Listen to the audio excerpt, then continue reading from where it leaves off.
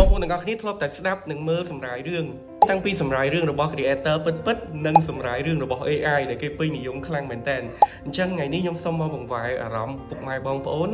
ឲ្យងាកទៅស្ដាប់សម្រាយសិភៅម្ដងអញ្ចឹងខ្ញុំមាន YouTube channel មួយដែលខ្ញុំស្ដាប់ជាប្រចាំវាបានជួយខ្ញុំច្រើនខ្លាំងមែនតើទាំងពីការរស់នៅប្រចាំថ្ងៃការធ្វើការងារវាមាន productivity ខ្លាំងជាងមុនប្រស័យតាក់ទងគ្នាជាមួយនឹងមិត្តភ័ក្តិគ្រួសារបងប្អូនអីហ្នឹងហើយនឹងការគ្រប់គ្រងពេលវេលាជាធម្មតានៅពេលដែលយើងអានសភៅមួយក្នុងហ្នឹងមានតម្លៃអប់រំច្រើនខ្លាំងមែនតើហើយយើងរាល់ថ្ងៃយើងសឹងតែអត់ដែលបានអានសភៅសោះហ្មងសំបីតា5នាទី10នាទីវាយូរសម្រាប់យើងយកពេលហ្នឹងទៅ scroll អញ្ចឹងខ្ញុំសុំឲ្យថាបើមានចំណាប់អារម្មណ៍អាចចូលទៅស្ដាប់ជាមួយនឹងសម្រាយសភៅហ្នឹងទៅវានឹងជួយយើងបានច្រើនខ្លាំងមែនតើដូចយើងអានសភៅបានមួយក្បាលអញ្ចឹង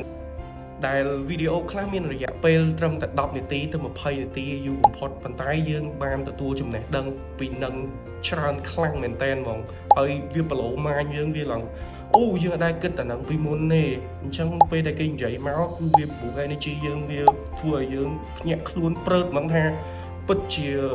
អូអញ្ចឹងមែនហើយហេតុអីបានខ្ញុំអត់ដឹងមិនមែនតែដឹងពីមុនទេអញ្ចឹងទៅអញ្ចឹងកុំភ្លេច check out ជាមួយនឹង YouTube channel នេះ see you bye bye